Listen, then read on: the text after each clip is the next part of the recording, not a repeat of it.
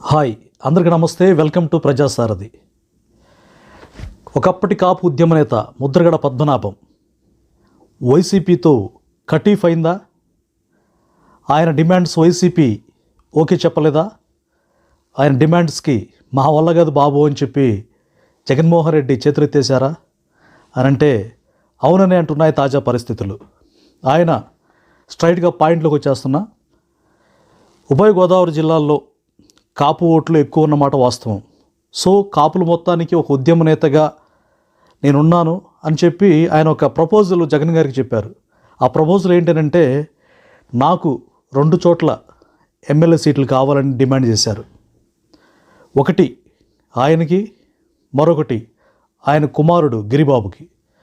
అయితే జగన్మోహన్ రెడ్డి నా వల్ల కాదు, ఒకటే చాలా కష్టంగా ఇస్తాను, 2 సీట్లు అంటే అది కుదిరే పనే కాదు, ఇష్టమైతే ఉండు లేకుంటే బయటికి వెళ్ళిపో అని చెప్పి ముఖాన్నే చెప్పారు. జగన్మోహన్ రెడ్డి గురించి మనకు తెలియదే ఉంది.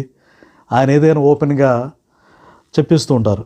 ఫర్ ఎగ్జాంపుల్ సీనియర్ లీడర్ అయినటువంటి బాలినేని శ్రీనివాసరెడ్డి ఒంగోలు ఎమ్మెల్యే, ఆయన 5 సార్లు ఎమ్మెల్యే గెలిచారు, 2 సార్లు మంత్రిగా చేశారు. అలాంటి వ్యక్తిని పక్కన పెట్టారు. విజయవాడలో 3 రోజులు సీఎం గారి అపాయింట్మెంట్ కోసం ఆయన ఎదురు చూశారు, బట్ కలిసే అవకాశం ఇవ్వలేదు.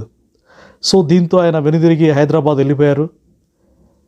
సో ఇలాంటి జగన్మోహన్ రెడ్డి గారిని, కాపు ఉద్యమ నేతని, ఖచ్చితంగా నాకు ఆయన సీట్లు ఇస్తారు, నేను చంద్రబాబు నాయుడు గారిని, పవన్ కళ్యాణ్ గారిని బాగా ఆయన తరఫున తిట్టాను అని చెప్పి ఆయన నమ్మాడు. కానీ జగన్మోహన్ రెడ్డి చక్కగా ఇతనికి హ్యాండ్ ఇచ్చాడు. ముద్రగడ పద్మనాభం గారి పరిస్థితి ఇప్పుడు ఎలా ఉందంటే కుడితిలో పడ్డ ఎలకలాగా రెంటికి చెడిపోయి ఇప్పుడు ఏ ఎమ్మెల్యే టికెట్ దక్కక అయోమయ పరిస్థితుల్లో జనసేన దగ్గరికి వెళ్ళలేడు. ఎందుకంటే పవన్ కళ్యాణ్ గారికి చాలా ఘాటైన లేఖ రాశారు. అలాగే టీడీపీ దగ్గరికి వెళ్ళలేడు. చంద్రబాబు నాయుడు గారిని తీవ్ర స్థాయిలో విమర్శించి, విభేదించి, ఆయన్ని నానా బూతులు తిట్టి బయటకు వచ్చేశారు.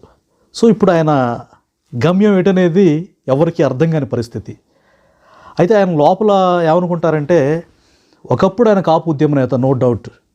తర్వాత ఆయన వైసీపీకి దగ్గరైపోయి జగన్మోహన్ రెడ్డి గారి మీద చాలా ఆశలు పెట్టుకొని ఖచ్చితంగా వైసీపీ పార్టీ నాకు మంచి బ్రైట్ ఫ్యూచర్ ఇస్తుంది, తప్పకుండా జగన్మోహన్ రెడ్డి గారు నన్ను భుజాల మీద మోస్తాడు అనేటువంటి ఆశతోటి ఆయన ముందుకెళ్ళడం జరిగింది.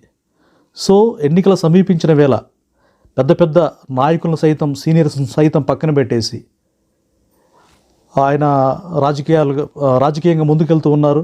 ఎన్నికలు సమీపించిన వేళ కేసీఆర్ని ఆయన రోల్ మోడల్గా ఒక రకంగా తీసుకున్నారు. అందుకే కేసీఆర్ గారి సలహా కోసం కూడా ఆయన కలిశారు. ఏం చేయాలి, పరిస్థితి ఏంటి అని అంటే అభ్యర్థులు మార్చు అని ఆయన సలహా ఇచ్చారని విశ్వసనీయ సమాచారం. అందుకే అభ్యర్థులను మార్చే క్రమంలో ముద్రగడ పద్మనాభం గారు 2 సీట్లు అడగటం, జగన్ గారికి బాగా కోపం రావడం, నీకు ఒక్కటి కూడా లేదు పో అని చెప్పడం. ఇప్పుడు పరిస్థితి ఏం అర్థం కాక అయోమయంలో, డైలమాలో ముద్రగడ పద్మనాభం గారు ఉండడం. ఆయన కొడుక్కి ఎమ్మెల్యే టికెట్ లేదు, ఆయనకి లేదు. సో కాపు ఓట్లు ఎంతవరకు ఆయన చీల్చుతారనేది పెద్ద ప్రభావం ఉండదు అనేది మనకు అందరికీ తెలిసిన విషయమే. సో ఏది ఏమైనా ముద్రగడ పద్మనాభం రాజకీయ భవిష్యత్తు సమాప్తం అయిపోయింది.